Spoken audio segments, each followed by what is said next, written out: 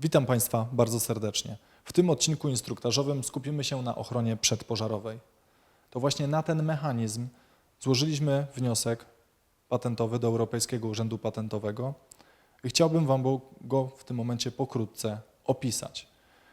Kiedy prowadzone są prace szczególnie niebezpieczne z ogniem, to właśnie w naszym systemie prowadzony jest całkowicie przez cały czas nadzór tego miejsca pracy, przy którym pracują ludzie. Najważniejszym warunkiem prowadzenia prac szczególnie niebezpiecznych w danej lokalizacji jest to, aby był prowadzony dozór przynajmniej przez jednego pracownika.